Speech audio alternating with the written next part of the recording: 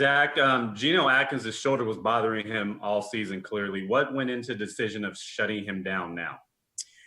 Well, earlier in training camp, he had the injury that kept him out. And then really this last week, he felt like it had just gotten to the point where he needed to have the surgery. So.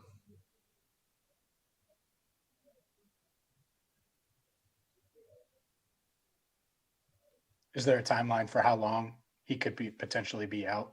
I don't know that timeline yet. Obviously, the rest of the season, but from there, I'm not sure. How's Brandon Allen doing?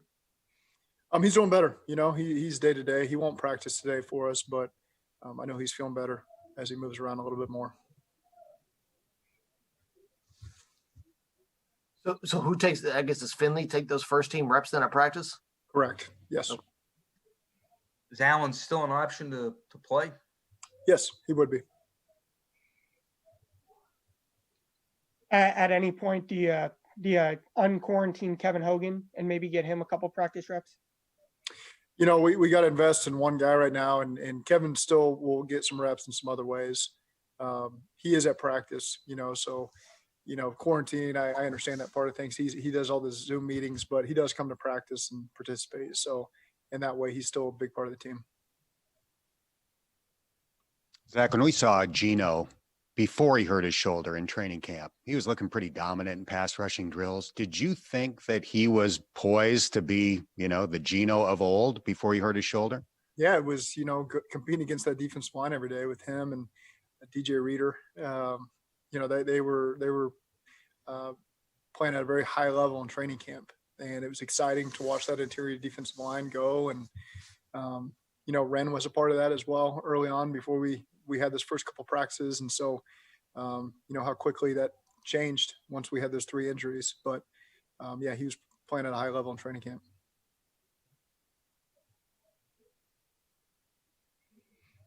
Obviously, it wasn't ideal for Ryan Finley when he came in last week. What can he learn from that, and what can he do better if he gets another chance? Yeah, it's a difficult situation to come in down 2 scores. It's happened to him, really the last 2 times he played. And that's a tough situation to be in, especially when you're going against some good pass rushers, which Dallas had and which Miami's had. And so, again, just continue to learn from those experiences. He will always have to go in, though, with the mentality that you're going to play every snap. You never know what can happen to the starting quarterback. And so Ryan will go in with that. And if Ryan were to have to play, then he'll be ready with this entire game plan, and he'll put himself in a position to succeed.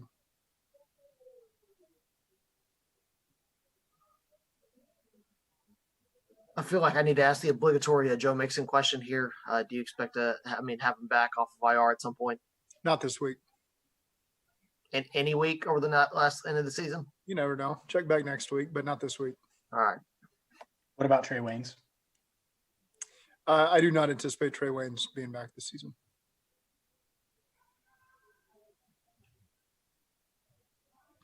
Is Fred Johnson likely to start at left tackle this week?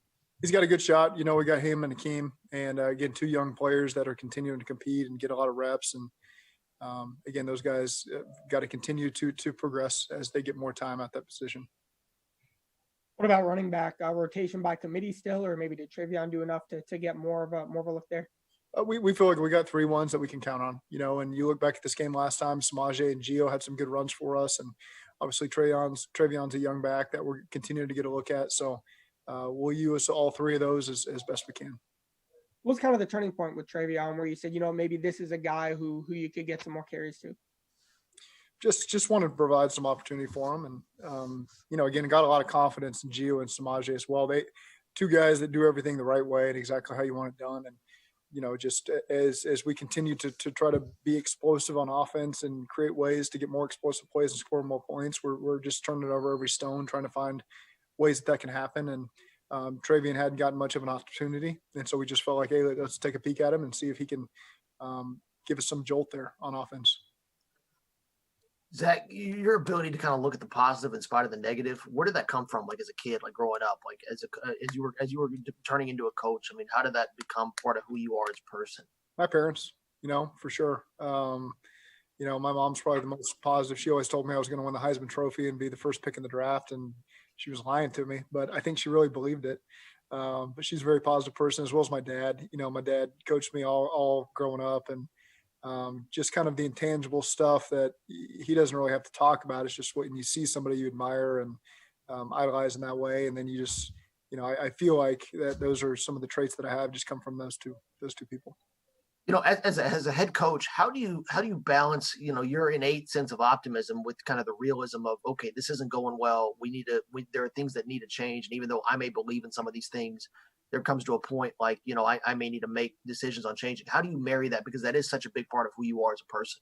Absolutely. It's something you have to be honest with yourself every single day, and we feel like we do that. But that's a good question, because you're right. You've got to be critical of yourself. You got to be critical of sometimes some things that you really believe in strongly. And we've done that over the last 2 years, changed some things that, they don't go against our vision necessarily, but just, hey, we got to take a look at this. What we're asking these guys to do maybe isn't as effective as we anticipated, and we got to find ways to play to their strengths. And so it continues to evolve every week that you're a part of this thing. Is you got to look at ways to evolve and put your staff and players in the best position to be successful. If you are here in the off season, I mean, is that something where you plan on? Do you plan on ramping that up and saying, maybe this is after the last couple of years we've had, maybe it's time to maybe a little bit more self-critical at some of the things that we're doing and the approach that we're taking? We'll do whatever we feel is best for the team, and again, right now we're just focused on Pittsburgh. Those are questions I'll answer, at the end of the season. But right now we're just doing everything we can to put ourselves in a good position to beat Pittsburgh Steelers on Monday night. Speaking of the Steelers, Coach, how about facing them for a second time now? Good football team, and of course they've got a really tough defense. It's they've done a good job these last couple of weeks. I know they've lost 2 in a row, but you just look at, they've really given up about 3 points a game in the first half these last couple of weeks, and so they do a good job creating turnovers. That's really where they get these games turned. That's what we did to them the first time we played them. We had the one on the punt return and the one on offense early in the game. So you got to be much more disciplined there. Their defense does a good job getting the ball out. And on defense, we got to do a better job getting the ball out when we get those opportunities. But it's a good football team. Obviously, they've had a lot of success this year, and they'll be ready for us, and we'll be ready for them. Coach, how much changes from a game plan standpoint if it isn't Brandon Allen, since he has made 3 starts in a row, and it is Ryan Finley, who hasn't started since last season? Yeah, overall, we try not to change our structure too much because it affects everybody. But you certainly want to play to the strengths of your quarterback, and so you always look at what they do. They can be successful with, what concepts they do well, and but the rest of it is, we still got 21 other guys that have confidence in what they're doing, and you don't want to change things too much. Coach, I'm going to finish out the rest of the offensive line, if you don't mind. What do you get going? Who do you think you're going to play at guard this on Monday night? Yeah, I mean, we got a lot of good options there, and so we're going to continue to evaluate all these guys and put the best 5 out there on Sunday that give us a great chance, or on Monday, I guess. 2 more minutes. Just one thing about playing the Steelers. I don't know if you guys have talked about this, but they seem to, whenever there's a mistake made, they seem to pounce on it. I mean, I don't know how I emphasize that, or just kind of watching the game. Is that something that you see? They don't let you breathe? They create the mistakes. They put you in a position to, if you don't handle it the right way, then they capitalize on it. And that's one thing you got to give them a lot of credit for. That shows up on tape over and over again. And, really there was a turning point in the Washington game when Alex Smith, they called it incompletion, but there was a turning point there. With that had been a fumble, they would have probably blown him out. I think it was 14-3 at the time. And so again, it's, they're going to create some opportunities. You got to take great care of the ball and be smart with your decision making. And we just got to be effective on each possession we get. I'm not sure how much of a difference it makes, but last week, what went into having Suafield at left guard and Spain at right guard? We just felt like we needed a change there, after the Miami game, and Xavier was healthy and ready for an opportunity. And so we took a look at him, and I thought he did some good things for us. And then does it make a difference who plays which side, or what are you looking for? You always factor that in, and the rhythm that they had was Q at right guard and Xavier coming in. Xavier's played a ton of left guard over the course of his career, and you don't want to keep swapping guys back and forth if you can avoid it. They both felt comfortable there and did a good job for us. Both of them did.